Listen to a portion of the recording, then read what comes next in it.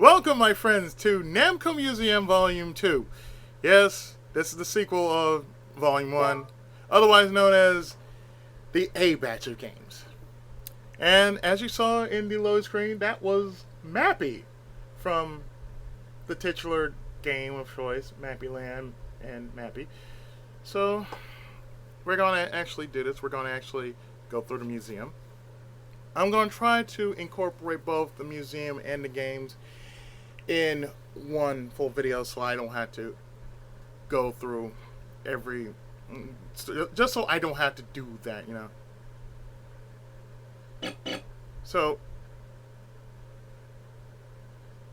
I'm going to show you the games that we're going to go out and do while we're going through the museum. We have Xevious, Grobda, that's what it is, Grobda. Xevious, Grobda, Super Pac-Man, Mappy, Gaplus, and Dragon Buster. So let's go through the museum, shall we?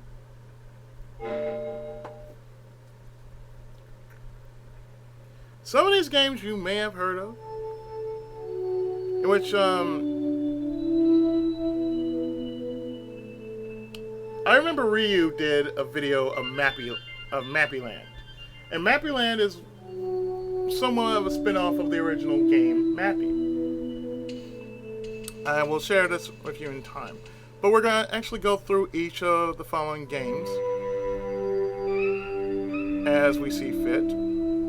We have Super Pac-Man, Xevious, Gaplus, Grobda, Mappy, and Dragon Buster. Now let's go through Super Pac-Man so we can go through all the interesting info about this. Now in order there was Pac-Man, Miss Pac-Man, Super Pac-Man, Junior Pac-Man. I don't think there was any Baby Pac-Man. There was a Pac-Land. And let's go through the stuff that they have here.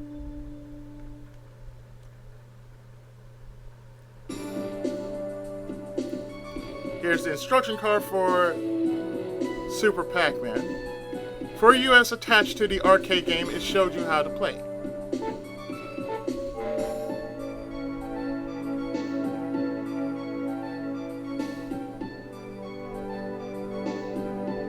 So this is what Super Pac-Man looked like. Because it was basically like this.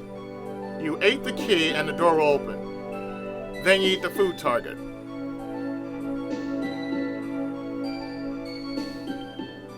In this case, Super Pac-Man was basically Pac-Man giant size.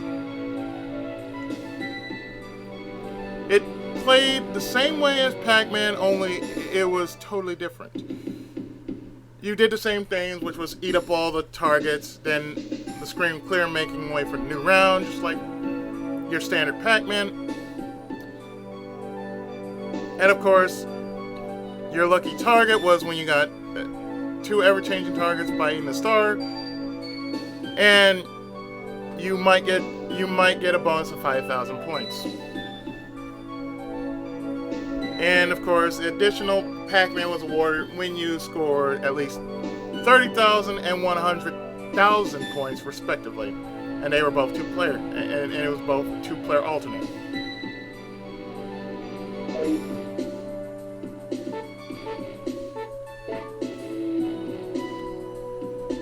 And of course, this is the Japanese version.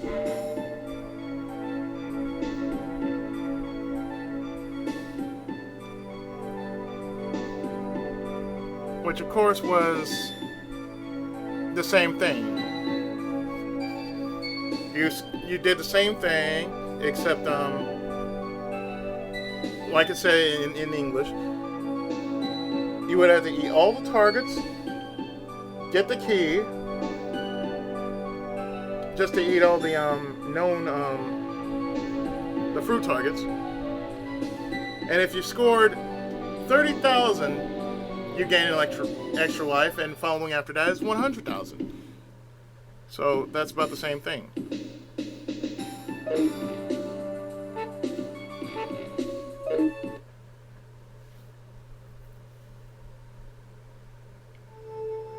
And yes, I have thought about, you know, they should have made a Mappy cartoon.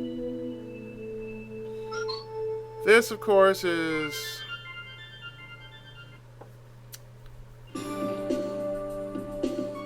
a pop card on the side of the cabinet.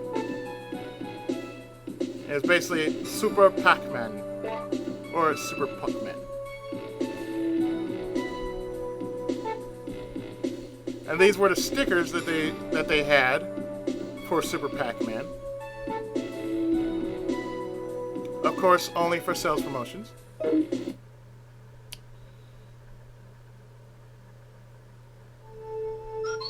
And next we have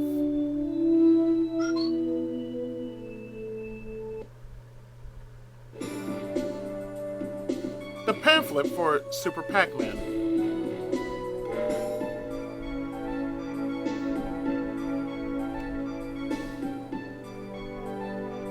And basically, that's all Super Pac-Man was. It was just basically,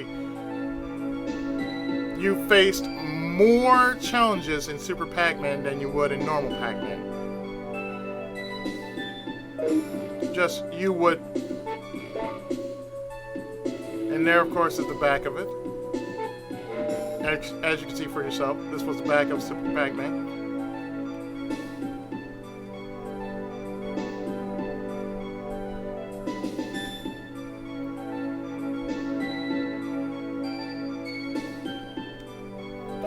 Because apparently in video games, if you're giant, you're considered invincible. Only for a limited time, though. Doesn't work in Castlevania, sadly. Now here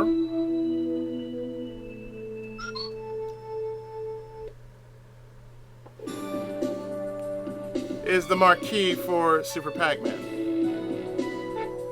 with a glass sheet with the game drawings.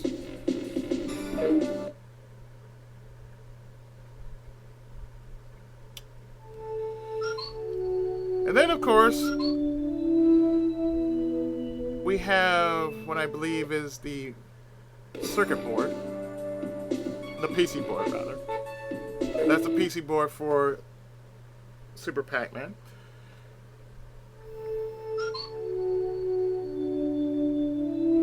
Don't ask me about it. I'm not a techie. I'm not a techie of arcade games.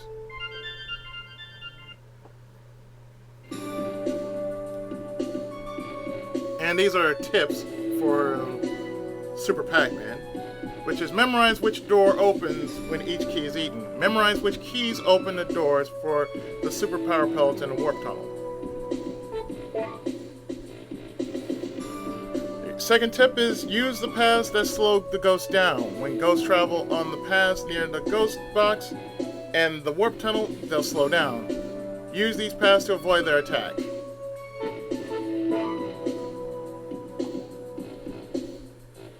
And tip number 3, Super Pac-Man can break through doors. Super Pac-Man can eat the fruits behind closed doors without using a key. Number 4 is about the super power pellets. When Pac-Man eats the super power pellet, he temporarily becomes invincible to the ghost attacks. Pac-Man can extend the time he will remain as Super Pac-Man by eating the next power pellet before the first one wears off. Also, it is possible to be Super Pac-Man throughout the whole round if you time it right, and don't forget to press the super button to move faster. Number 5 says to eat the star when the lucky targets are spinning and the fruit on both sides match. Both lucky targets will spin on each round when the left-hand side stops spinning.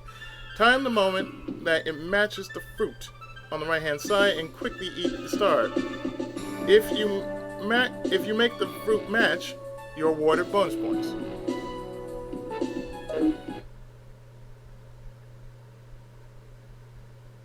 Mappy just enjoys bouncing.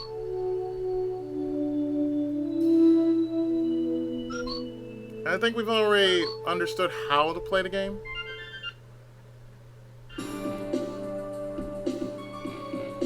So So of course, Super Pac-Man came out in 1982. Let's see, 1982, I was about 3 years old when Super Pac-Man came out. And these are all the animations of Pac-Man. These are all the animations of Pac-Man. That's the super power pellet. That's your normal power pellet. That's the key, the star, the apple, the banana, the donut. Yeah, they add a lot of bonuses to this game. Hamburger, an egg sunny side up, corn, sneakers, cake, peach, a melon, a coffee cup, a mushroom, a bell, clover, Galaxian, a present, and a Bosconia. Those were basically all the bonuses in this game. And since we pretty much know the emphasis of Super Pac-Man, let's play a few rounds.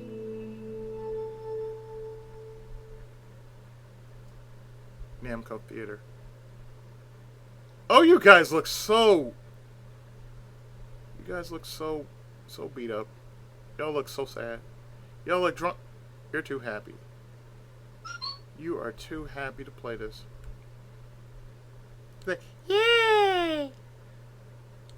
You're freaking me out, kid. Don't do that shit. So let's play a bit of Super Pac-Man.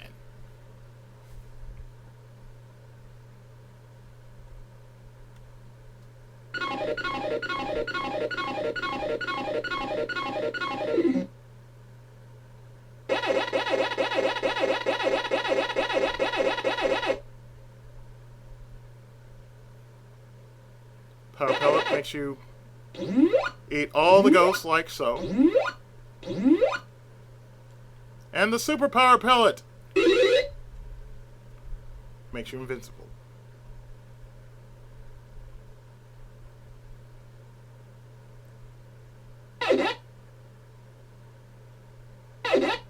Yeah, let's go for 2.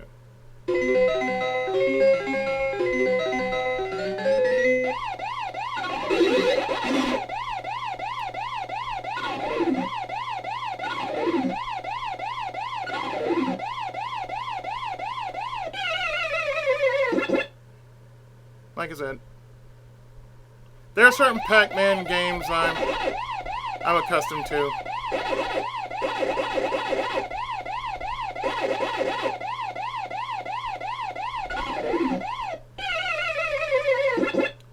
This one I skipped out on.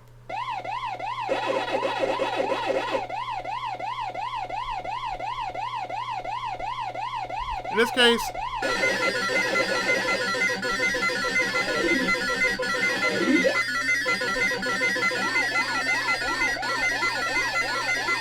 God, that sound.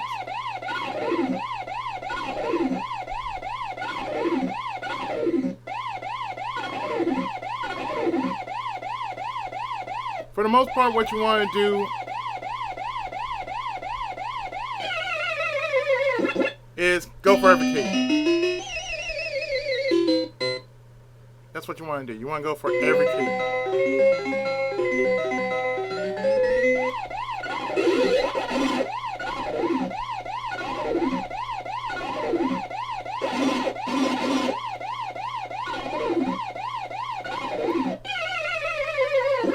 I was never good at Super Pac-Man because I skipped out on this game.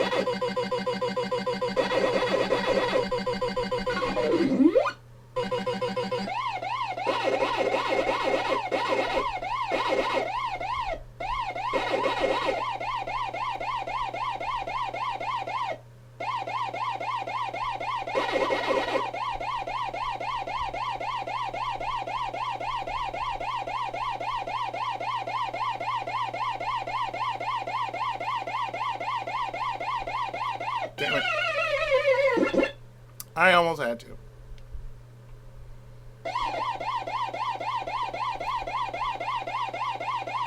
Shit.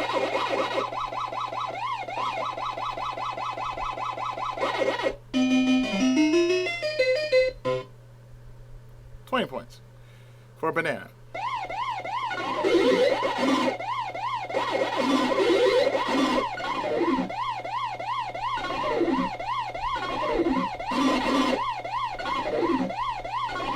Kind of funny how they freaked that fucking. Oh shit! It's Pac-Man.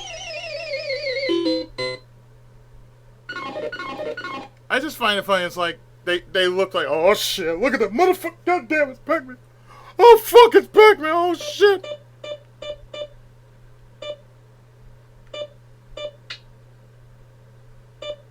Easy.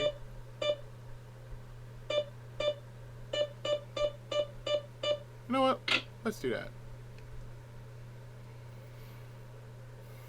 Let's see what the difference is.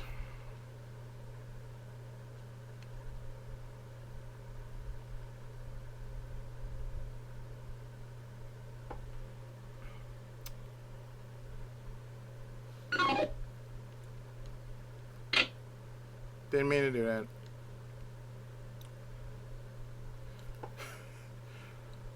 Finger on the wrong key.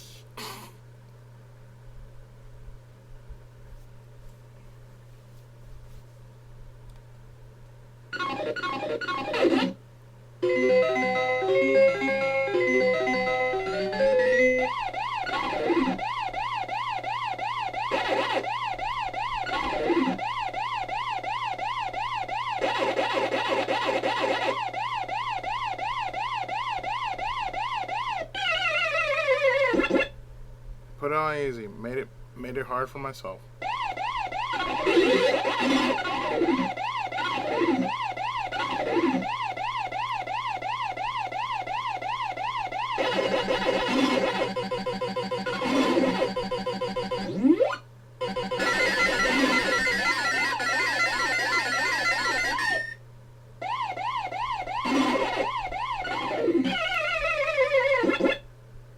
Still hard as hell because it's Super Pac-Man.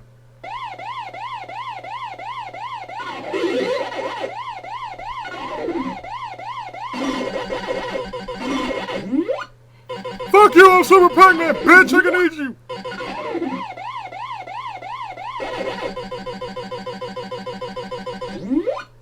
Yes, Super Pac-Man!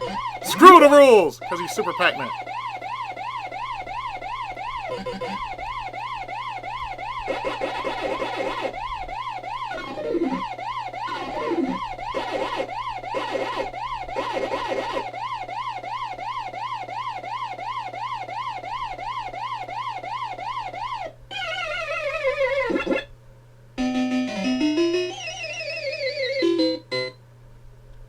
It was fun. But again, not my kind of Pac-Man.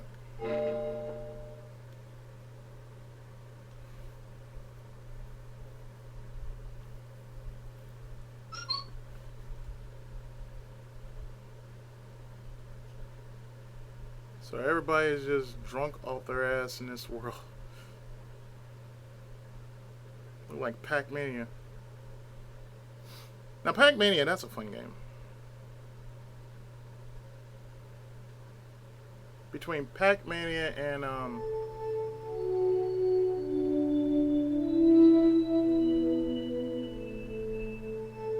Pac-Attack, those are fun games. They really are. They really are fun games.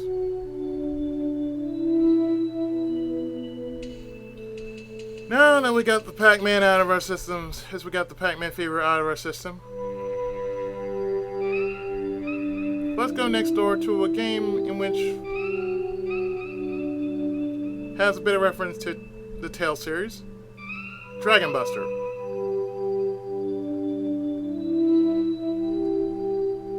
Dragon Buster is a bit of a hack and slash. Namco's early hack and slash.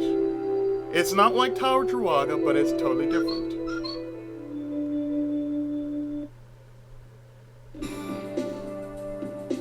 This is the pamphlet for Dragon Buster.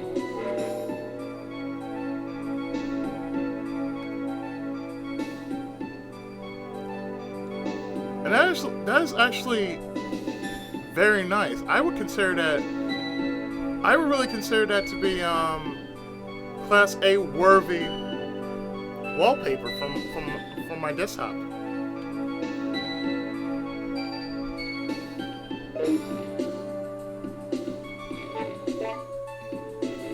Of course, this is the pamphlet for Dragon Buster.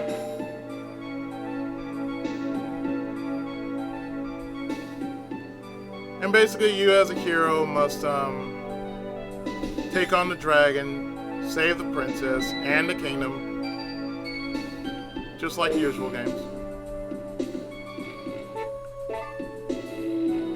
of that style.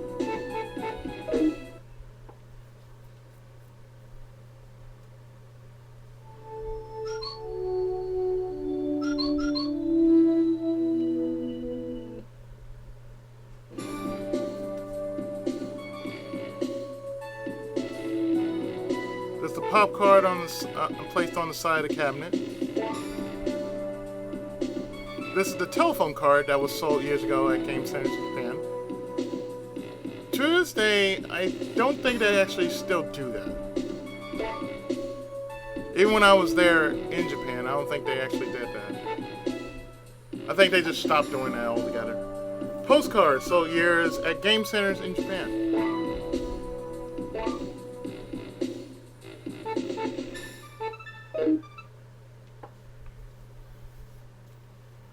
I believe it was either Tales of the Abyss or Tales of I think it's either Abyss, Legendia, or I think it might be either Legendia or of the Abyss that there was a Dragon Buster reference. I'm not entirely sure. It's been a long time since I played that. Tip, we have tips. Thrusting and stabbing. Use these attacks to kill the enemies quickly. It's not easy to master these at first, but these attacks can do twice as much as a normal attack. Thrusting and stabbing. They can do twice as much as normal attacks. That's all we need to know. Number 2. Don't use the jump attack to kill the boss, or you might get poisoned by accident. First, you must stab the boss. You must attack the boss with the thrusting and stabbing attacks. Then finish killing the boss with a normal attack. So in this case, don't get fancy. This is the game long before Dark Souls was a thing. Attack the dragon's weak point. Every dragon has a weak point, and you should attack it to kill the dragon quickly. You know what? I might do this on main. I just might find, a ROM of it and just play it on main.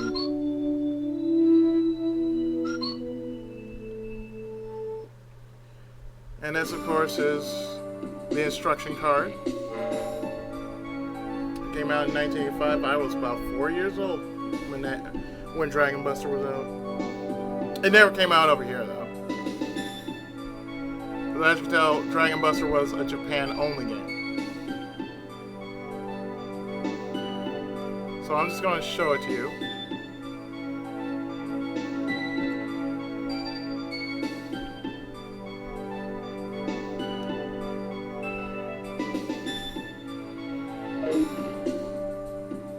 Oh, and the game was timed too, so therefore, that's another thing.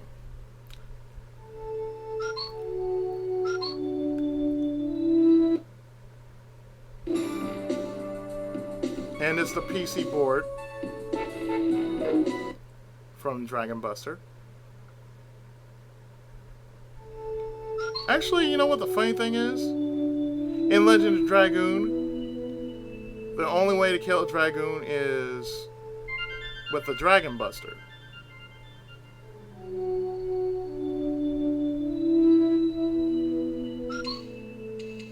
Of course, when I actually redo a boss fight, when I redo the boss fight in Legend of Dragoon, because I did have 2 parts set up, but what happened was I had to do a retake because the boss glitched out. it just stopped moving. So it's like, oh, it just stopped moving. Wow, really? Really?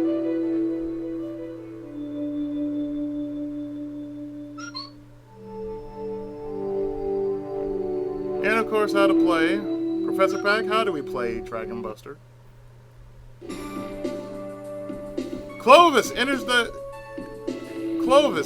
and explores the dungeon to reach the dragon, which appears in the last area of each dungeon. Kill the dragon with the sword or magic items to go to the next round. Dragon Buster was an action RPG released in 1985. It had a good storyline and introduced the Vitality system, the level up system that worked by collecting items. The story of Dragon Buster is about the land being conquered by the evil fire-breathing dragon and his minions. Legend says that a brave warrior will come and slay all the dragons and free the land. You must help Clovis complete his quest and rescue Princess Celia. That's pretty much it. But I believe this is Namco's very first action RPG. Long before Tales. So let's sit down and play a bit of Dragon Buster.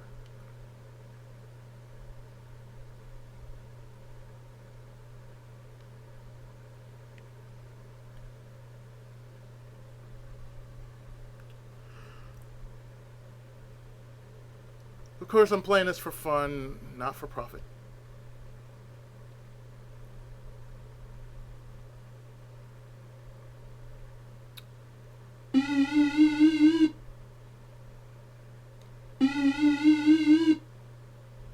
What a sound.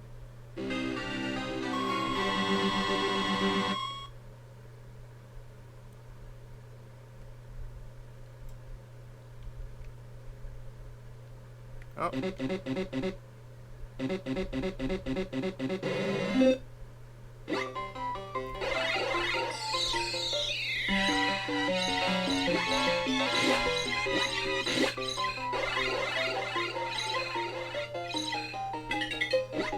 Oh, I see. Okay.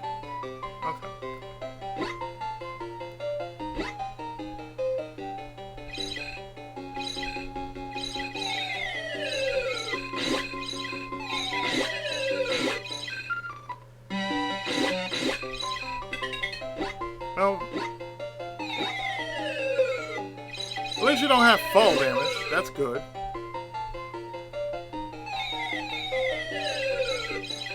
You know, I would think, you know, the first thing you would do as a hero is look straight ahead. Not look at the, See, look. You're looking at the camera. Stop looking at the camera.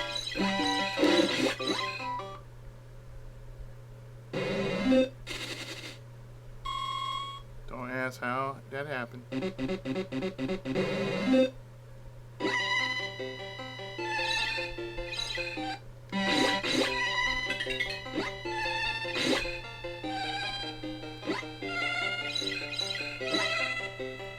Again, I don't mind the fall damage.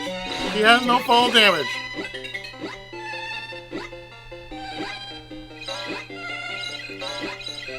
Damn souls.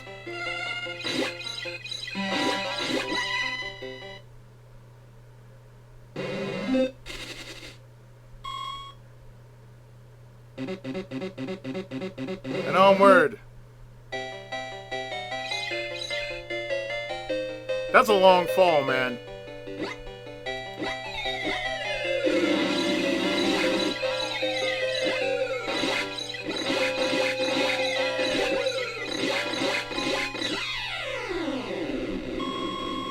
I truly am a Dragon Buster.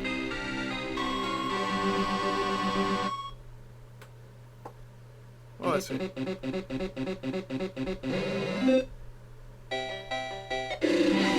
Really? Right out the gate, huh?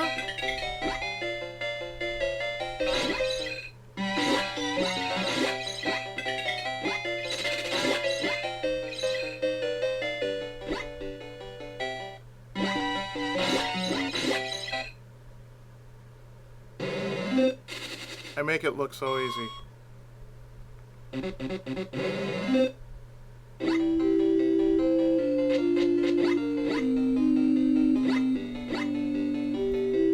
mind you, I've never played this game before in my life. But that's some bullshit! Bullshit!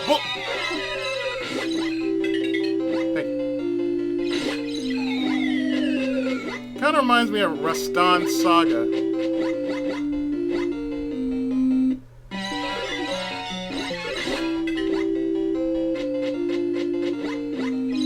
That's what it kind of reminds me of.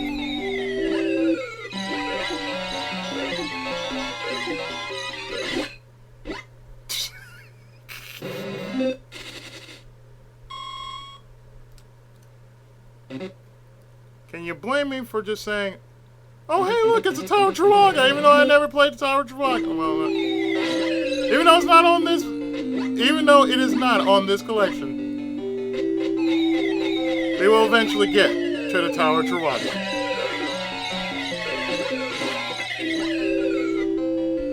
Yes, I love how he just fumbles his way just to kill one wizard. He fumbles his way to kill one wizard.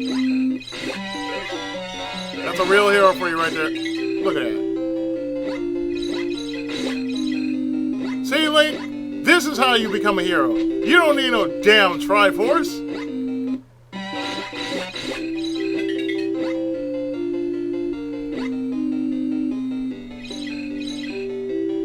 Down thrust. See? See, Link? I can do a down thrust too. See?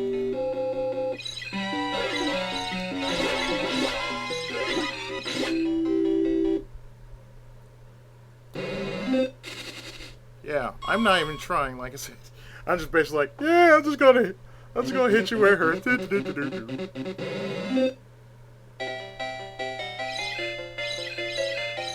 He's learned from the best!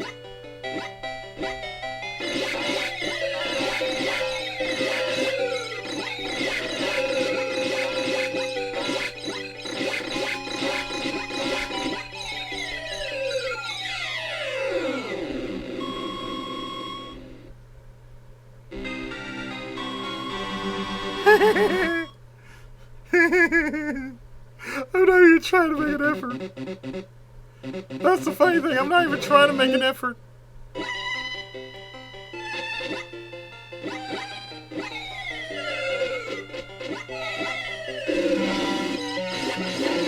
Now I'm being attacked by armadillos and fire-breathing dragons.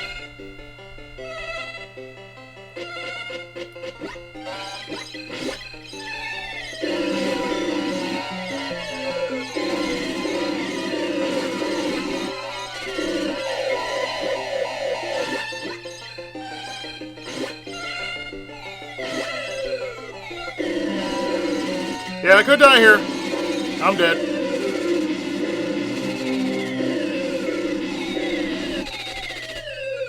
Although you have to admit, that was pretty cool. That was pretty cool.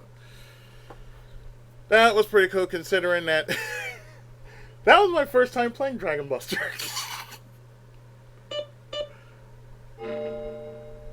I got nothing after that. I really don't. I have nothing after that.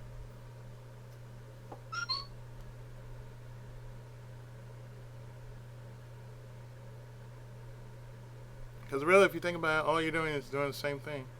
You're just killing dragons one after the other. It's not even Dragon's Dogma, but you're just killing dragons.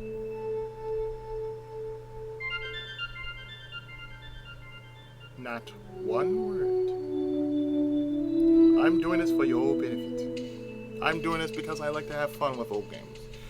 So we did Dragon Buster, which I just left, and Super Pac-Man, and all we have left is Xevious, Gaplus, Grobda, and Mappy. Let's go play some Mappy.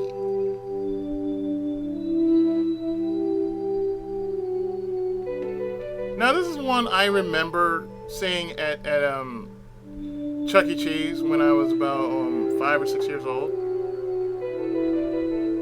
I forgot the reason why I went to Chuck E. Cheese at that time.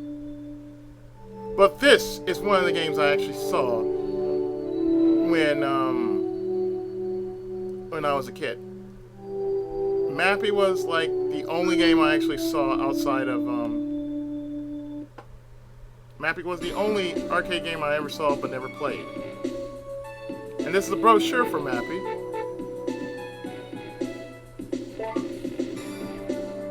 It was called Mappy the Cat Chase Game. So basically, Mappy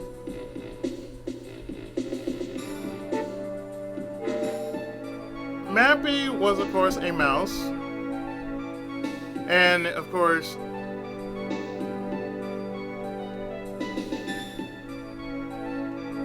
these cats are called the Mukies.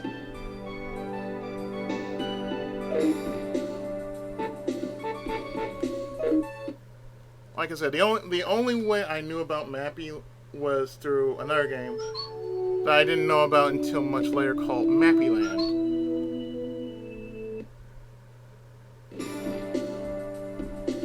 And of course, this is the popcorn placed on the side of the cabinet. These were the postcards of Mappy and Pac-Man. Namco postcards. The stationery, sadly, is no longer available. It had letter paper, envelopes, stickers, sold years ago at game centers in Japan. This is the underlay, featuring Mappy, sold years ago at game centers in Japan.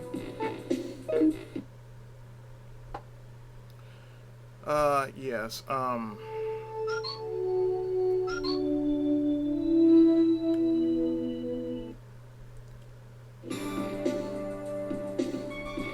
Here's some tips about Mappy. Collecting items. There are 10 items in each round. If you collect one, the other one will flash.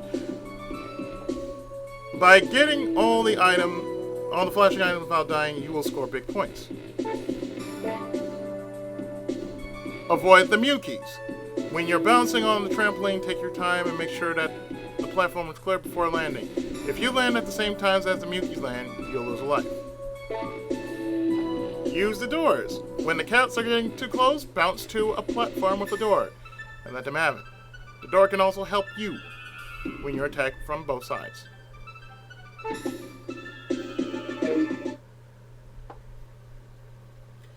Of course, this game also reminds me of a Sega Genesis game I played a few years back called Bonanza Brothers.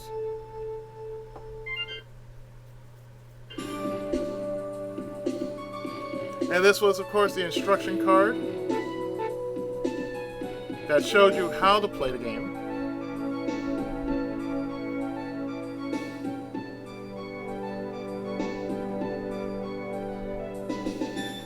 Yeah, see, this is where they got the idea for Bonanza Brothers. Mappy actually was the inspiration of Bonanza Brothers, because Bonanza Brothers played the same way Mappy does.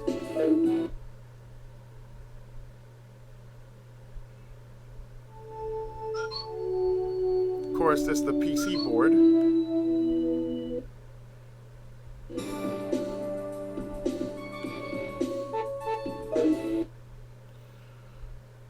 And next,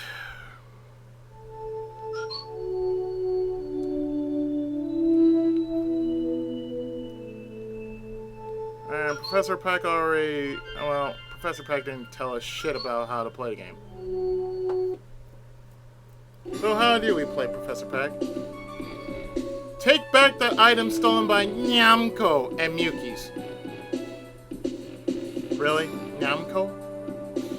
Take back the items stolen by Namco and Mukies while avoiding their attack. When you collect all items, you can go to the next round. Mappy was released in 1983. The gameplay was simple and it had interesting features, like attacking the cats with the doors and bells. It also had bonus stages.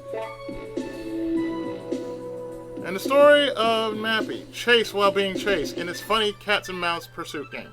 Mappy, the heroic police mouse, was chasing Namco and Mukies, and he followed them to their hideout. There were many expensive items stolen by the cats, but a strange house with no stairs and only trampolines. Don't let the cats catch Mappy or they'll eat him for lunch.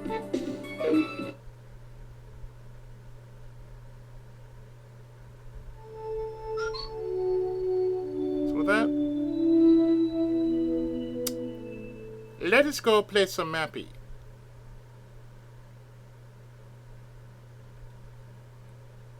That's pretty cool. As you can see, that's Namco and his Mukies. Namco. Namco. Namco. Yeah. Yeah, see? Yeah.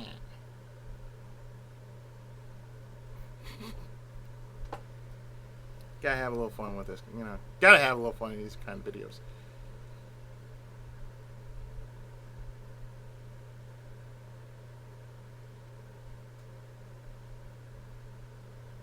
Now configuring. Namco presents Mappy. 1983. I was a kid. Starring Mappy as Micro Police, Namco as Boss the Big Bit, and the Mukies as Naughty Folks. Micro Police! Jump on trampoline. 10 points. When hit by door. 50 points. Microwave. Mystery score.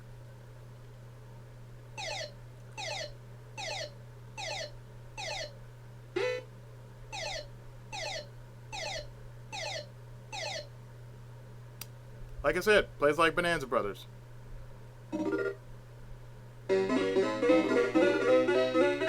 Now on to the story. Meh.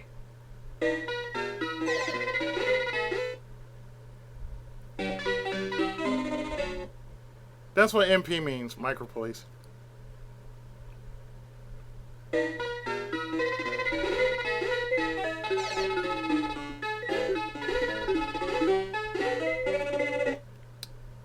I really need to play this game. I haven't played this game in a long time.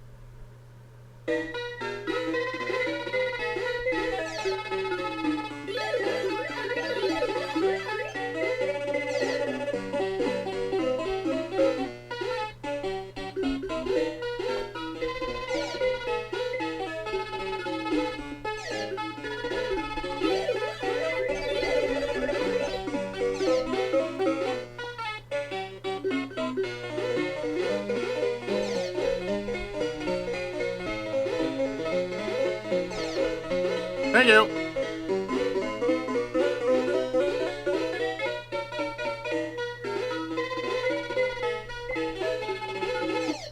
There we go. Like I said, it's like playing Bonanza Brothers.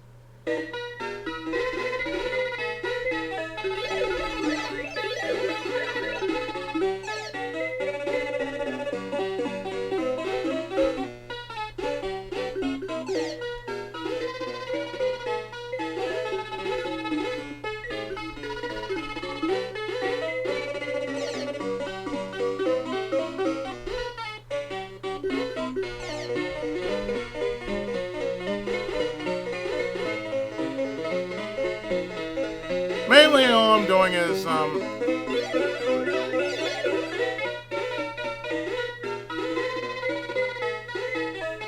doing what I like to call allowing myself to get chased.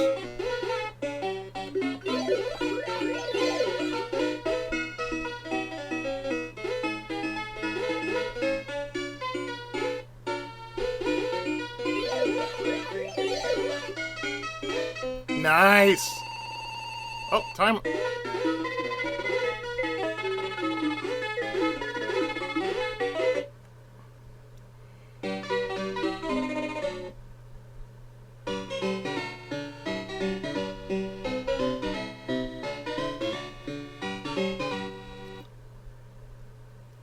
It's not bad. Let's go for one more.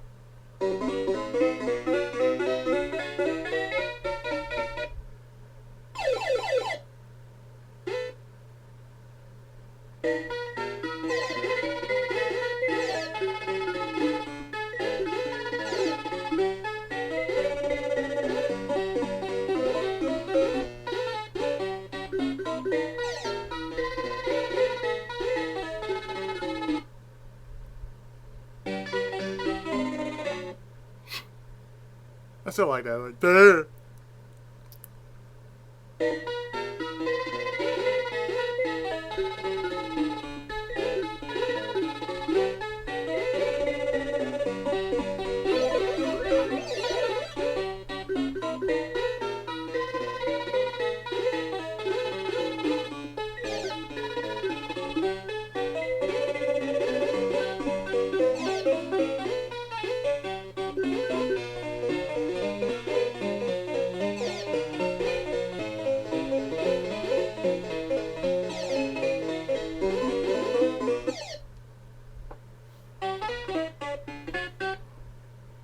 Whoever thought he needed a girlfriend was totally off their rocker.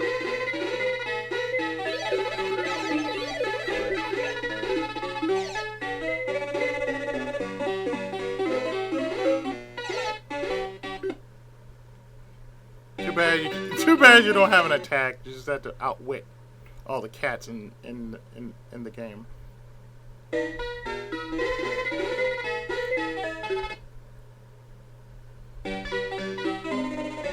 Ah well.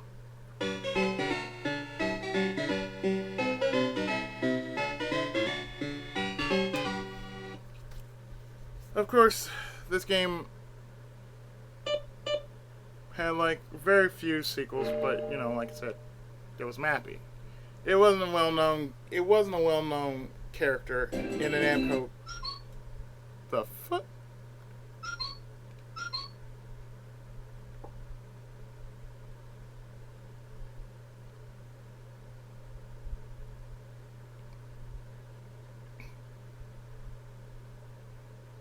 Yeah, let's get out of here. It's freaky. So we went through we went through half of the games in the collection.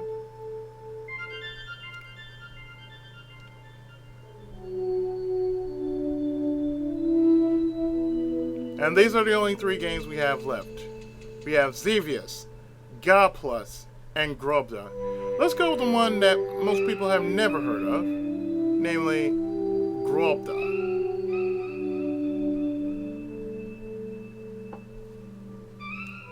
Because, mind you, I never heard of Grobda. This kind of new to me. I've heard of Xevious, and I heard of Gaplus. I'll go into that when we get to it. But as you can see, Grobda is one of those games that, I don't know. Grobda postcard.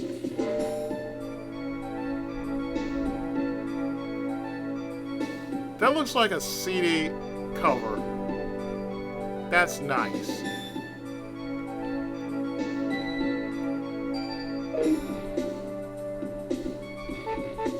I bet you could give Gun Tank a run for its money, I can tell you that.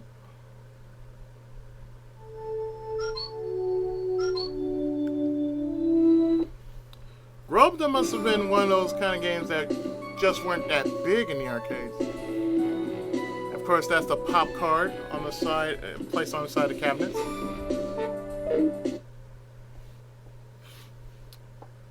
And I've never played Grobda before.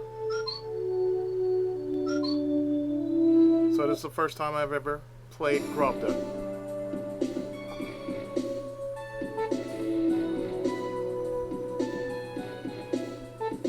So this is a pamphlet for Grobda.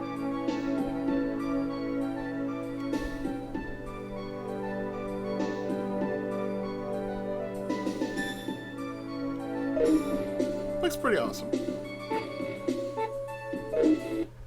Oh. I'm sorry, I should have showed the rest. Let's take a look at the pamphlet again.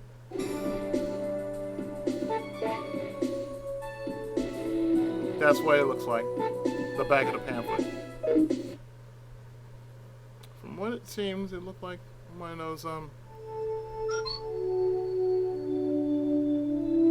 well, we'll get into it. Of course, that's the PC board.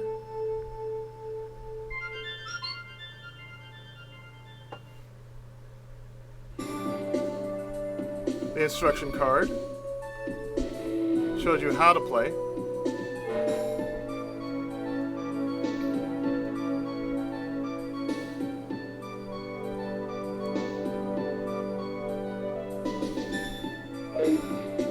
looks interesting. Like I said, some of these games I might just do just because I might just get off of emulator just because. Well,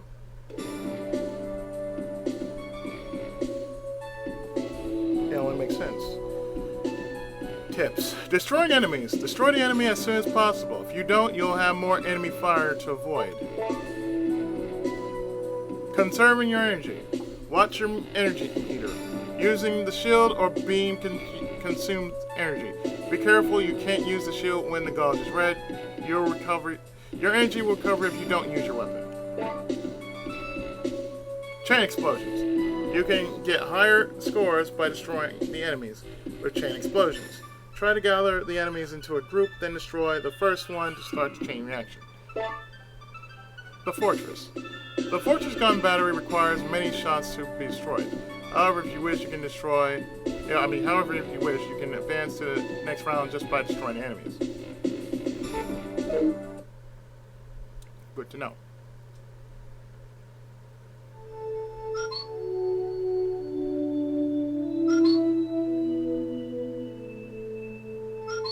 Professor Pac, how do we play this?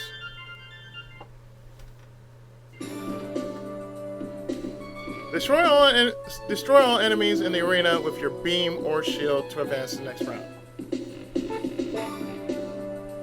Grobda was a tank shooter released in 1984. It was decided that Grobda, one of the characters that appeared in Xevious, should have its own game. Ah, so it's a spin-off. Okay.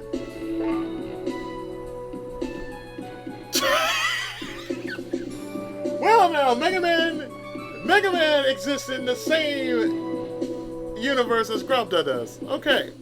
In the year 20XX AD, the world has evolved into a military society, opposite of Mega Man, where tank warfare is the most popular sport. You must battle against 4 types of tanks in various arenas. If you can survive long enough, you might become the next arena champion and rank the top 10. It's a score attack, basically. Score attacks is fine. I'm going the wrong way. Sorry.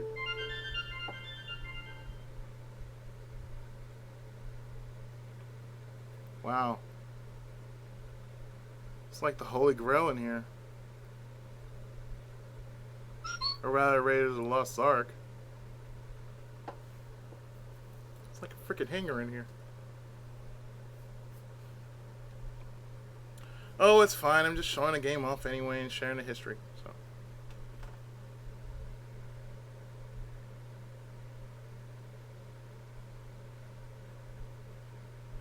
Back in the day, yo. Back in the day. Battling. Get ready.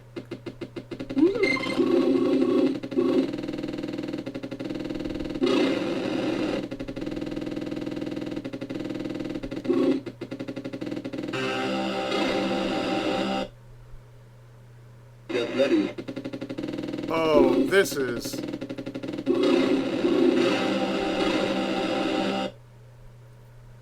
Get ready.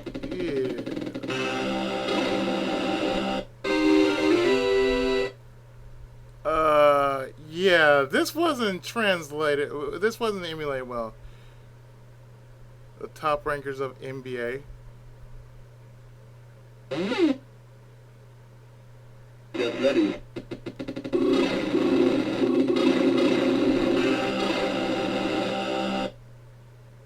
Get ready.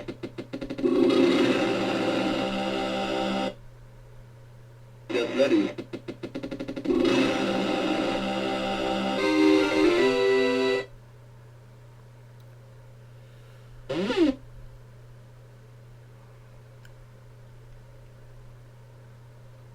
Yeah, this game wasn't handled well.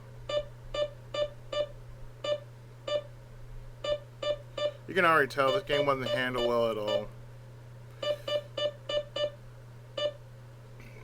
Nah, I think that was enough. Because that's all the game was. It was basically one of those score texts, see how fast and how. It was basically shoot first, ask questions later. That's the kind of game Grobda was.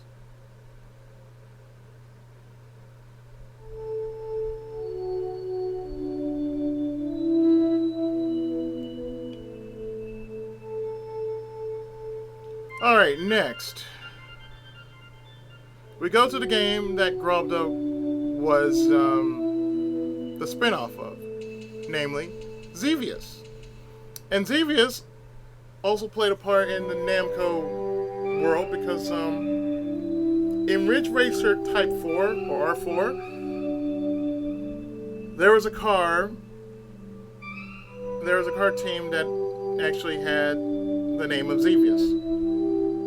I mean, they had, all the cars in Ridge Racer Type 4 all had certain classic Namco titles to them. Even the games that were out at the time, like Klonoa, Door to Phantom Mile, that was in there as a joke. Even the track was named Phantom Mile.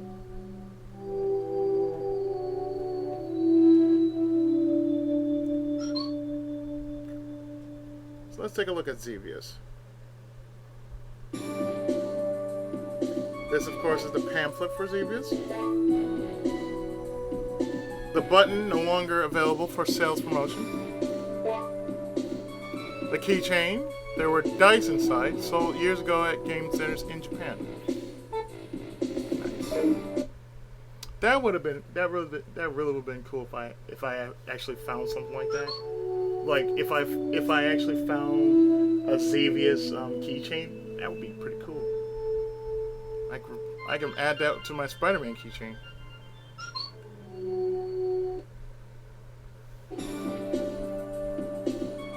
Illustration 1. Stonehenge. A huge stone structure in England. 4,000 years ago, ancient people were able to forecast the exact date of a solar eclipse or lunar eclipse by using these stones.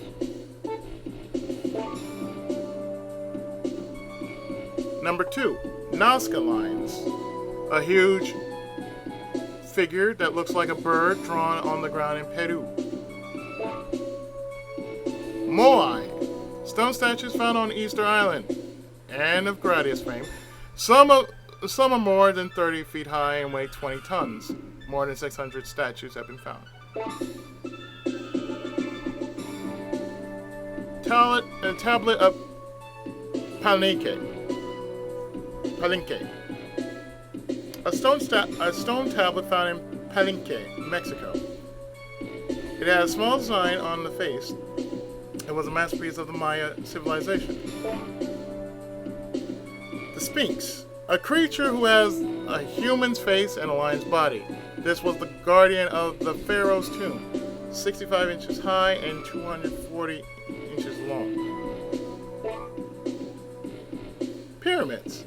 These great pyramids were built in old Egypt over 4,500 years ago. And this, of course, is the notebook. It's out of print. Contain maps of all the levels. The stationery no longer exists. It had a pencil, ruler, eraser, and a pencil case sold years ago at game centers in Japan. Interesting. See, why can't we have stuff this cool over here in the States? Oh, I'm sorry. We're not allowed to have cool stuff like this over here in the States. Because we gotta be dumb. We gotta have dumb people to fuck up our shit. Okay, the tips. Destroy the radars. The Zolback are the enemy radars that are located on the ground. Don't miss them or the enemy attacks will get tougher. Try to destroy all ground targets. Rally X lives again! Special flag.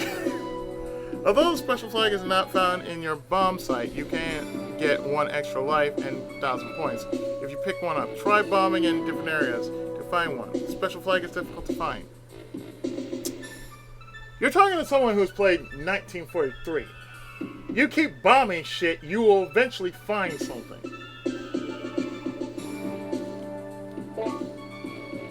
towers. You can get 2,000 points by making them appear, an extra 2,000 points by destroying them.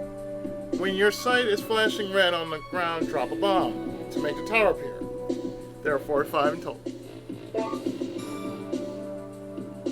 The easy way to destroy the towers. The trick only works with the second player. In a 2-player game, make the tower appear, then bomb its shadow, destroy it easily.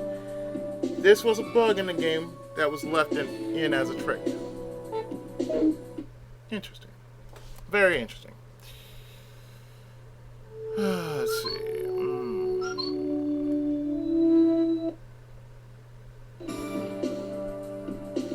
Of course, this was the instruction card that showed you how to play Xevious. This, of course, was the pop card. Place on the side of the cabinet to identify a new game. And this predates long before what? Twinbee? This is long before Twinbee came out. Konami's Twinbee, I should say. Professor Pack, how do we play this game? Because I know I think there's one, yeah. Last would be Gaplus. That's what the car was called. Sovaru. Control your ship, the Sovaru, and shoot both the Zapper missile to destroy the flying enemies and kill the blaster bomb and the blaster bomb to kill the enemies on the ground. That's what the car in R4 was called. Sovaru. That's actually the racing team was called RTS. There's a team called RTS, because one of the teams you basically played, it has certain, you know, certain levels of difficulty. RTS, or Racing Team Sovalu, was basically like the expert. So basically, you know, if you weren't good in the PRC, the Pac Racing Team, or the DRT, the Dig Racing Team, it was, you know, Dig Racing Team for Dig Dug, Pac Racing Team for Pac-Man, Sovalu, the Racing Team Sovalu for Xevious. I think there was another one, but I'm pretty sure those three I mentioned. Even if there was a fourth one, I think I can't remember it right now. But yes, Sovalu is the name of the ship. Xevious was a shooter released in 1983. It had beautiful graphics and a variety of gameplay that allowed you to destroy the enemies both flying on the ground, and it also had many secrets.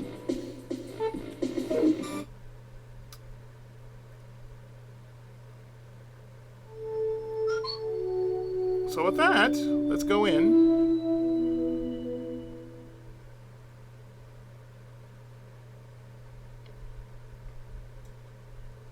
And play some Xevious.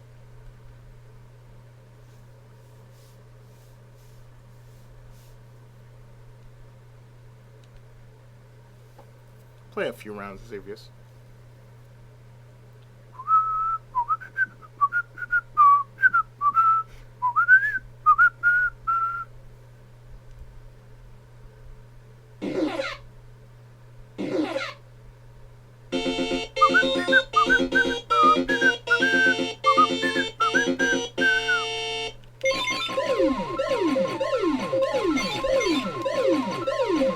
This is basically all Xevious was. This is the game that predates Twinbee. Konami's Twinbee.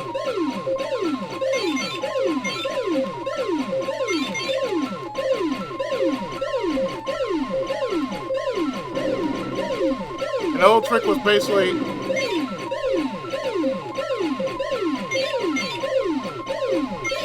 target. That's all you had to do.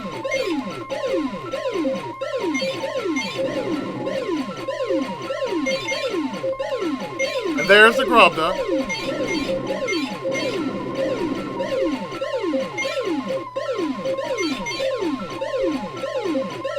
This was also released for the NES too.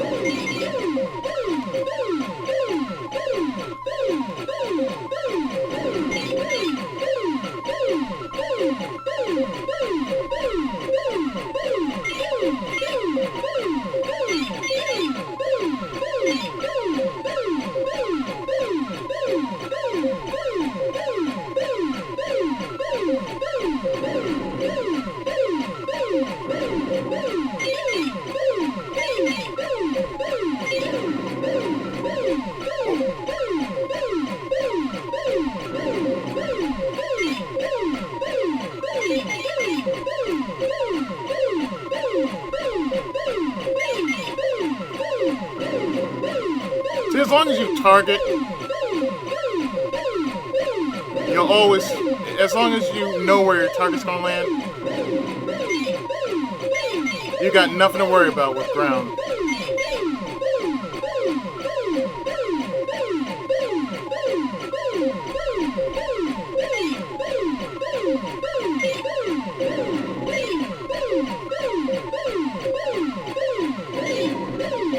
Thank God I grew up in the 80s.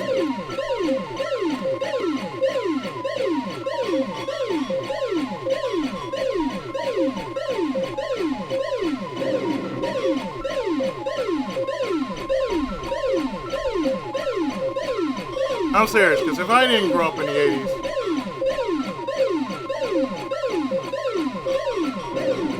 I would so become a douchebag in a heartbeat. Because of assholes wanting to say, oh, this is old school gaming shit. Nobody will play this kind of shit anymore. Bitch, let me tell you. Hand-eye coordination at its finest.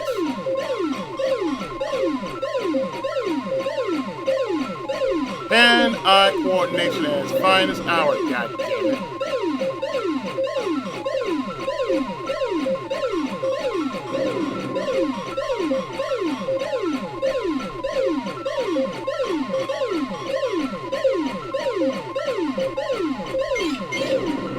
So anything I play now, as opposed to, you know, akin to modern day,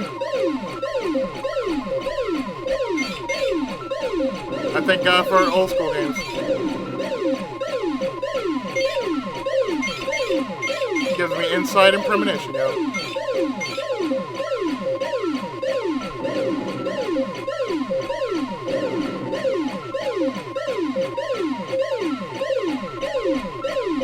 I don't need to take you out. You can take me out instead.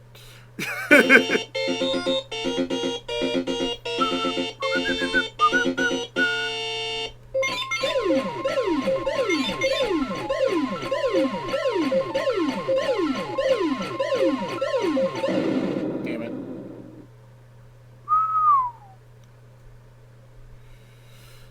I think that's enough for Xevious because, my God, that's one of those games that will sort of grate on you because of the sound. And for those who feel like the sound would be grating on you, my apologies. So let's go to the final game in the collection of Namco Museum, Volume 2.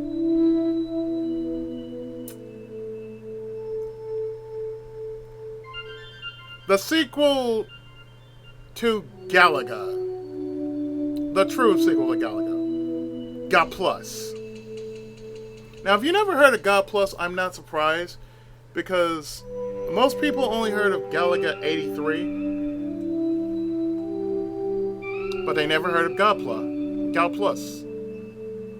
Gaplus is basically the sequel to Galaga.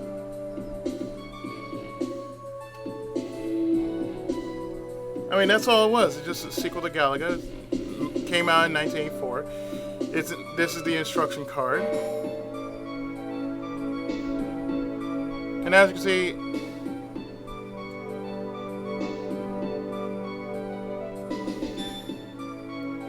see, that's where they got the idea for Legions, Galaga Legions. It came from Gaplus, because you actually played as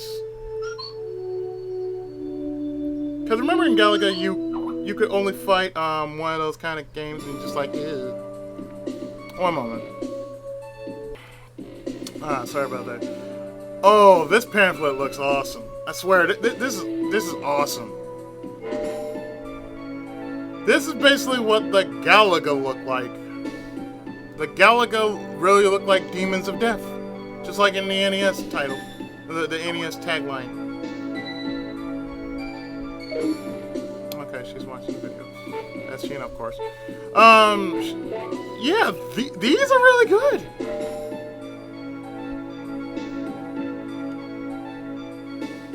And like I said, if you ever actually own Galaga Legions on Xbox 360, that's where Galaga Legions came from. Gaplus. I'm serious. That's where it originally came from.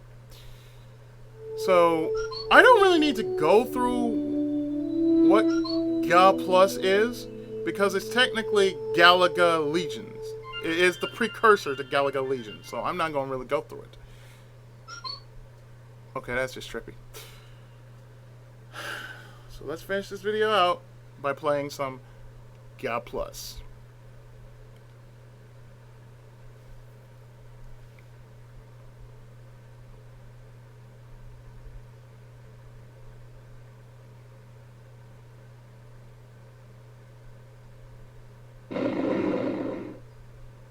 $19.84 Gaplus.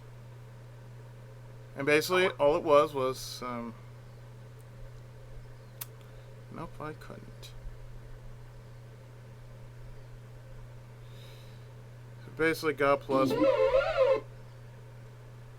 basically all you did was, well, I'll show you.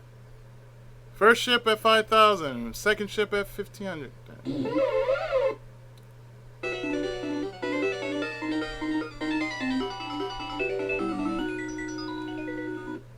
Gundam! Parsec 1.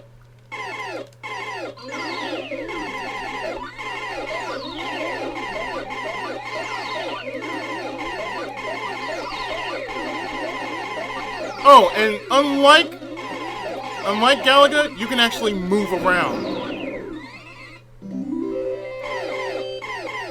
You can actually move around as far up as you want and as far back as you want. So you weren't just limited to, you know, going left and right. You can actually just move around.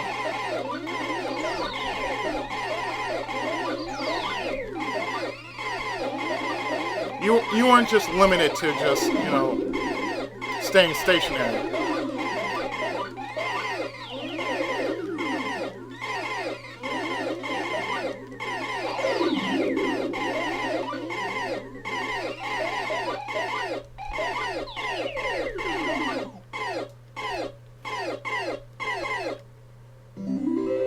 Parsec. So it wasn't just, you know, stage 1, stage 2, it was parsecs.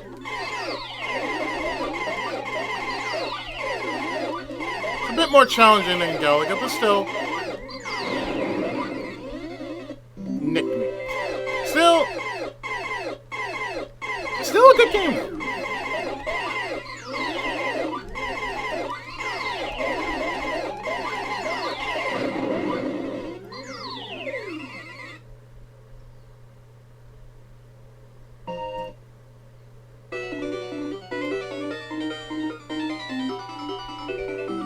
Gundam!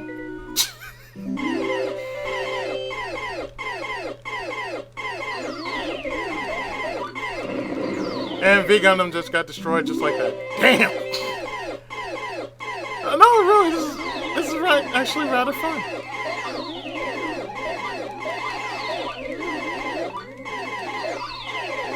These are one of these games I'm just going to basically just say, you know what, let me just download these. A little more challenging. It's a little more challenging than regular Galaga, I will say. Because they can all hit you, and if you're not careful, that's it.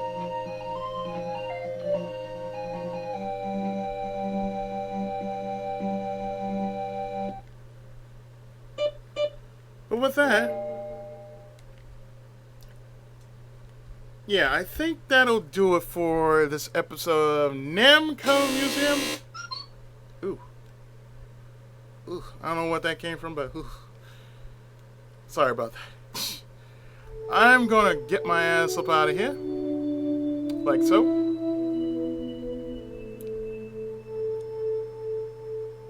And this was, of course, Namco Museum. Volume 2. With all the goodies that you just saw. So with that, I'd like to thank you for joining me. And next time, and I do mean next time, we're going to visit the M batch of Volume 3 of Namco Museum. So I hope you enjoyed this little jaunt through memories, and I hope to see you next time with more video games. So until then, take care, God bless. And as your friendly neighborhood Tenkaichi, I want to tell you, Tenkai Muso! See you next time.